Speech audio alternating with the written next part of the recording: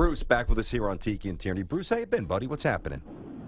Man, I'm doing fantastic to be on your show, to let the world know. Well, not that I'm letting the world know. Everybody knows All-Star Weekend is coming up. And fans with Daydream by Google or Samsung Gear VR headset and compatible headphones, Samsung smartphones can download the app and get to see this virtual reality All-Star Weekend that's coming up. You can see your favorite All-Star. You can see LeBron James, who's been there, 15 times. I mean, really? I would have liked to have gone as a player once, but that didn't happen because I didn't have enough talent to do that. But that's okay. I'll be there in support of this great game, All-Star Weekend coming up, fellas. And, with All-Star Weekend, NextVR is going to continue to put things available for the fans to check out during All-Star Weekend. You got slam dunk contest, you got three-point shooting contest, you got the rookie game, you got the All-Star game. It's a lot of stuff going on in New Orleans, fellas. Mm-hmm. Now they're doing the wait. How are they doing this, by the way, Bruce? Are they, you know what I mean? Are they? It's not live, right? Or is it live? Yeah, no. This is the thing. Everything will be live, but it will also be placed somewhere else where you can download the app and go view all the different activities that are going on for All-Star Weekend. So you'll be able to see interviews with different players. You'll be able to see, behind-the-scenes things. It's just, I was thinking about this. Football, you guys get a chance to do things that week, which is really great, the interaction with the fans. But more importantly, the highlights in VR for the whole weekend of All-Star. It's like going to the Pro Bowl and seeing all that stuff, just going right to it. You can just get right to it. But, Tiki, you guys don't get a chance to really play too hard because you're afraid of getting hurt anything like that. No, in the NFL Pro Bowl, we don't. That's why nobody watches it, because it's not actually football. Basketball, you can actually play some basketball. Well, especially, and we're talking to Bruce Bowen. We play basketball without defense. Well, you might have a little defense. That's why I wouldn't be able to go. Hey, Bruce, you might have a little defense in the Western Conference locker room. We were talking about this before with Sekou Smith. What's your anticipation? I mean, we saw what happened Saturday in Oklahoma City. Durant, Westbrook, Steve Kerr going to try to manage this the right way. How does this play out? I mean, there's obviously some real emotion that's bubbled to the surface. What happens with Westbrook and the way this plays out, Durant and Draymond Green, et cetera? I think the whole ordeal is this. You got to respect guys for what they choose to do. It's something whenever guys get to a point in their career where they are no longer playing and they start seeing what they could have done in their prime, they wish they could have gone back to move a certain time.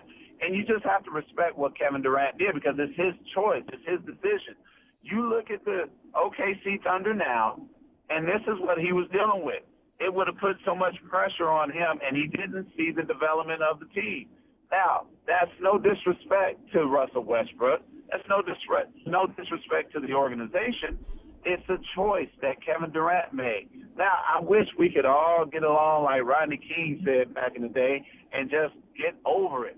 For you to even talk trash and try to talk Kevin Durant, who's been an MVP in the NBA, he's been to the NBA Finals, he's been an All-Star, he's led the league in scoring, and Enes Kanter's going to start chirping while he's sitting in his suit because he broke, not someone else, Tiki, he broke his own arm? Yeah. Come on. Yeah, you're right.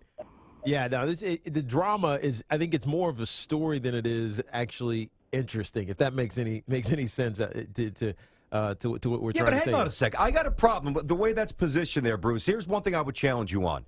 You're absolutely right that it's collectively bargained. It's his contractual right, and I'm a Kevin Durant fan. I just want to make sure I really respect him and I like him. But to say that the direction of the franchise, he didn't like the way it was going. Hey, if you hit a few jump shots when you're up 3-1, you win the championship. Like, to me, there's a big difference between bolting on a team that's getting bounced in the first round every year.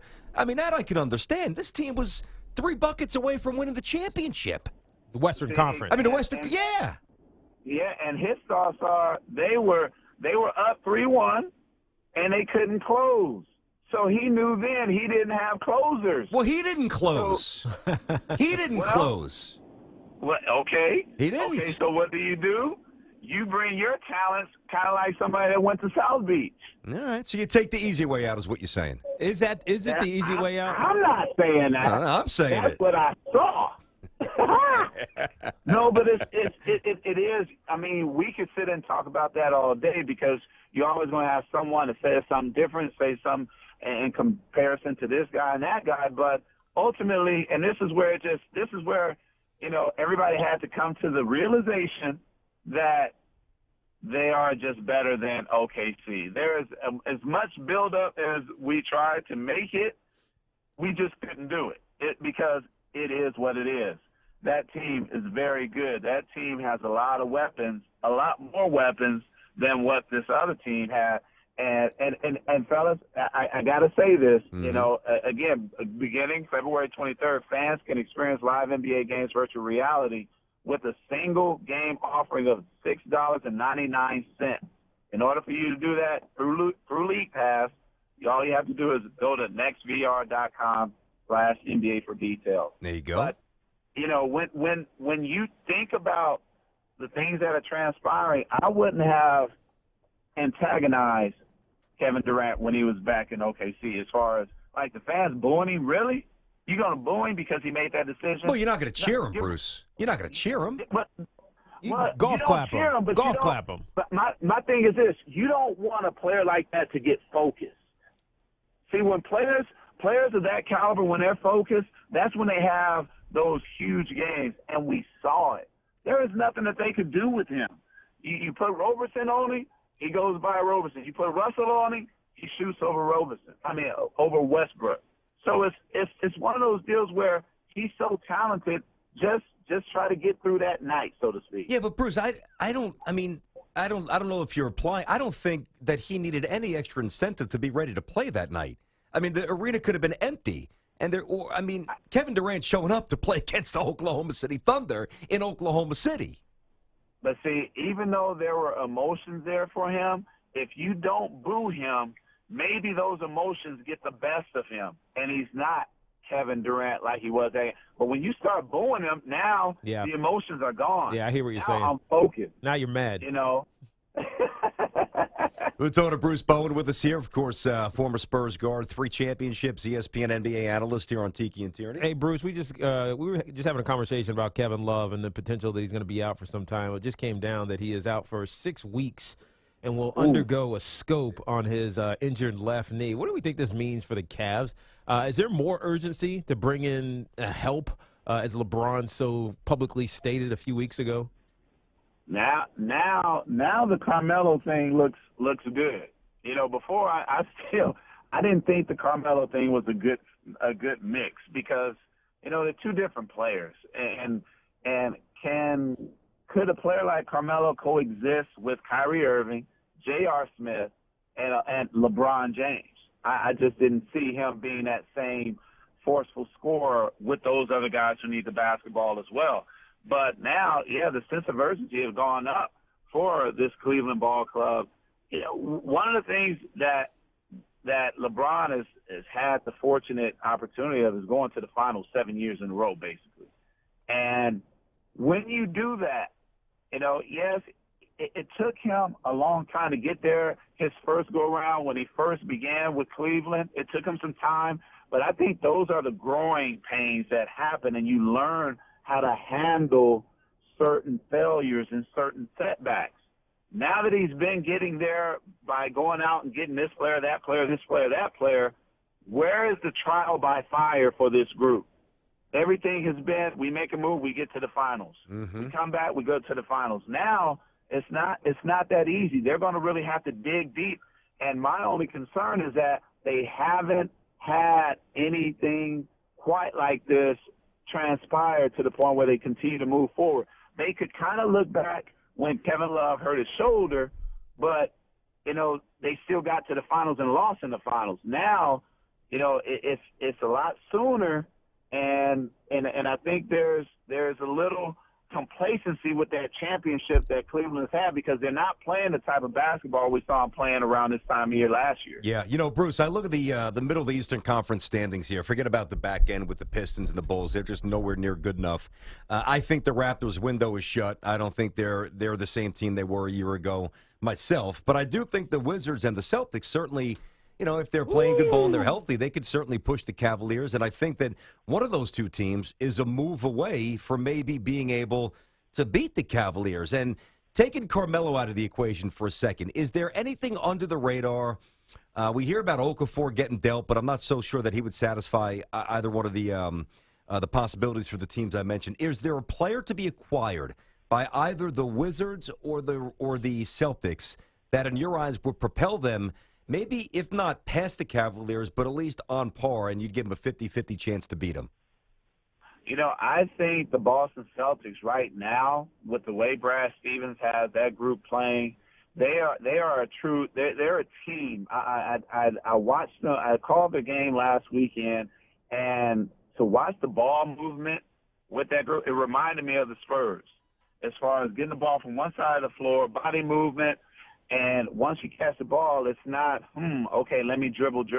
No, it was catch the ball, make a decision. Either it's drive, shoot, or pass. And they have a closer in Isaiah Thomas. So you're not looking at the pieces there trying to see if someone can fit. They have their group, and they still, I think they're still gelling with Al Horford because of the time he missed with the concussion. He's starting to get back on pace. So, you look at Crowder there. You have defined roles there, and guys are playing within their roles, and they understand what's required of them. Whereas you look at the Washington Wizards, yes, they're playing better now, and it took time to really grasp hold of what Scott Brooks wanted as a head coach. But even then, I think once they hit adversity, I don't see them getting over adversity quite like a Boston Celtics team. I think that's Celtics interesting. Team now is really priming geared. If there's anyone to beat the Cleveland Cavaliers, I think it would be them. Yeah, no, I think we kind of came to that conclusion a little bit earlier as well. They're just playing so well, and Isaiah Thomas is a superstar. I mean, who would have known he would be that good? I'm seriously, who thought he could be that good? Hold on. By the way, I'm sorry, T. Breaking news. Serge Ibaka just got dealt to Toronto. Oof, that I got to tell you what I just said about the Raptors. Yeah, what's your gut? What's your gut on that, Bruce? But now, who did Raptors give up? Anybody? They gave up Terrence Ross and a 2017 first-round pick, according to the Vertical. Okay. Adrian Wojnarowski had this. Now that will help bolster their defense, and also a guy who can pick a pop, a four-man that can stretch the floor, which will give DeRozan and Lowry room of operation because you have to stay attached to a person like Serge Ibaka. That's one of his strengths is that he understands that. He can play with guys and space the floor. He did it for years in OKC along with Kevin Durant and Russell Westbrook. So I see that's a huge move by Uri. He's a thinker there, and that's ooh, man, yeah. I'm drooling right now. Bruce, given what the Raptors obviously are trying to do immediately right now, we didn't have a specific name on the Celtics. What do they do? What can they do? Because they got to do something, right? This, you know what? This is where, some coaches, they don't like making moves when they built a team a certain way, like they went out and got free agents, exactly what Boston has done. You look at, Boston has some guys there, Kelly Olynyk, who can stretch the floor. I already talked about Crowder. The fact that, I just love the way that young group is playing because they're doing it together. It's not just, I get it, their closer is Isaiah Thomas, but even when he has these big scoring nights, it doesn't seem like he dominated the ball the whole time. It's going to take some time for Serge to really, I think, implement what he's able to do in Toronto now, because now he has to kind of erase all the things that he did with Orlando, but I think it will come a little more natural for him because he's played with dominant players before. Bruce, we know you got to run. Good stuff. Cool project you got going on with the virtual TV and all the different angles with the All-Star game. We'll talk to you soon, pal. Thank you.